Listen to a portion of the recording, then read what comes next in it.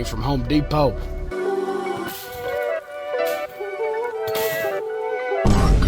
Oh, hell no.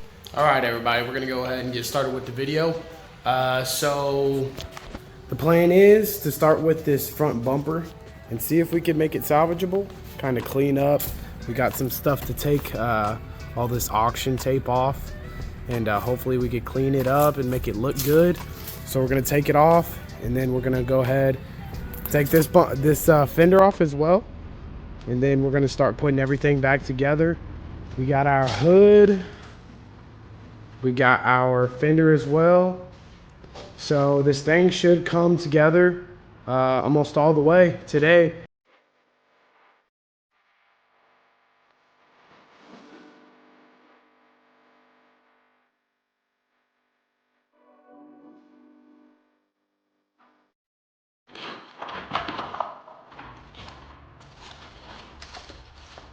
We're just gonna clean up the bumper, get all this sticker stuff off of it, and it'll be ready to put back on the car.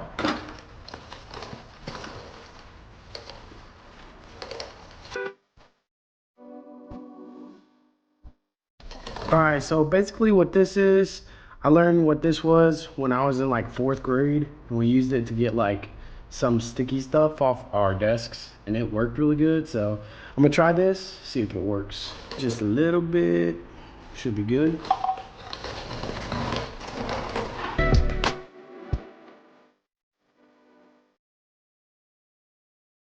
And just like that, easy peasy, it comes off.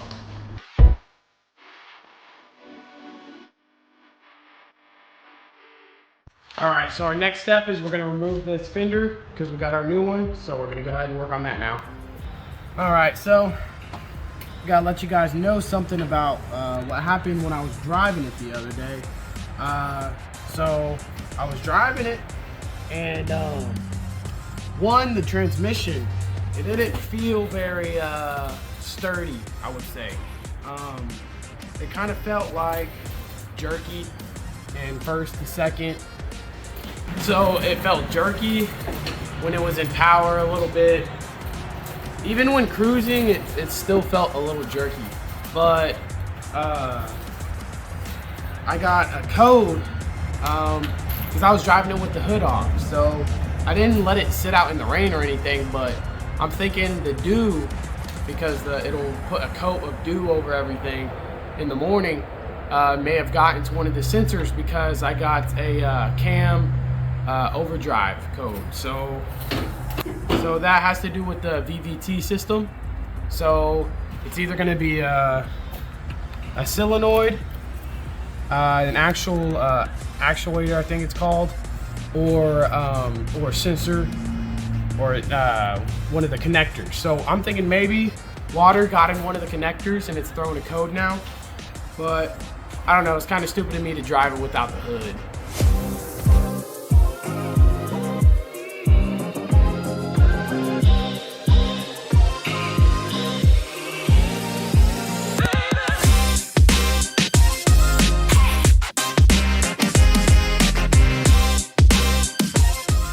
When I see stuff like this, I'm like, you know what, man? Leave it alone, yeah. leave it alone. Somebody, man, who knows what. Yeah.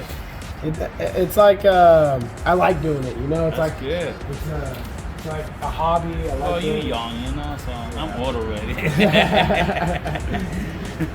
Yeah. All right, so we finally got this fender on. It took me a freaking minute, just because the door gap had to be perfect so it could open up. It's good, looks good.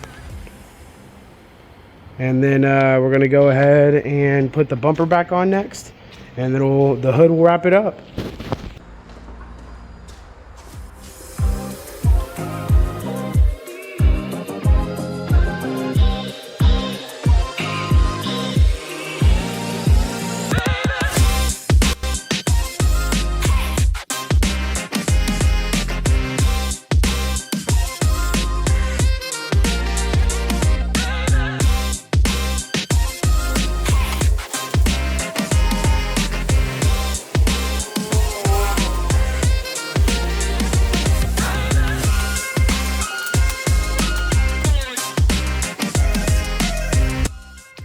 so after a long, dreadful process of body work, we have this side fastened up, but this other side,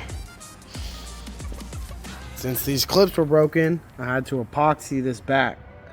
So I'm going to be letting this dry for a while, because if this doesn't dry, then technically I would have to buy a new bumper, but I'm not gonna buy a new bumper. So if that dries and then it doesn't work, and I somehow have to get that to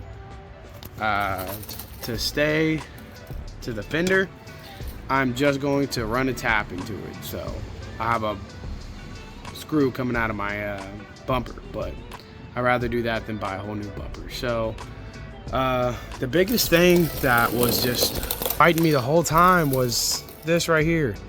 For some reason, the headlight is sitting a lot farther forward than it's supposed to.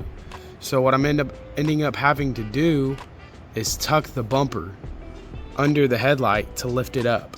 So there's gonna be a lot of pressure right there, so I don't think it's gonna hold. So I'm like 90% sure we're probably gonna have to do a tap there, but it is what it is.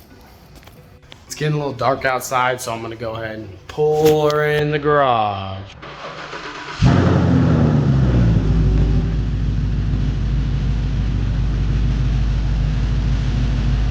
Yeah, let's get this hood on.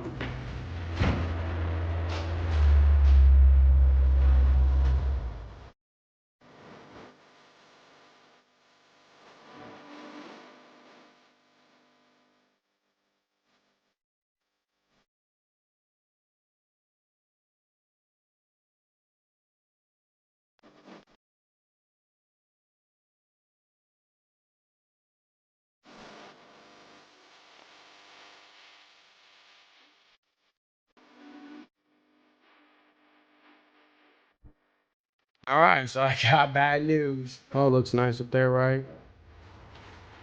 The alignment is so far off.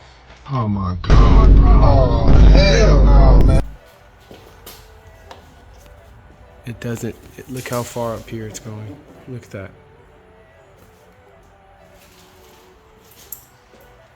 So I was looking at it a little bit more, and I saw this.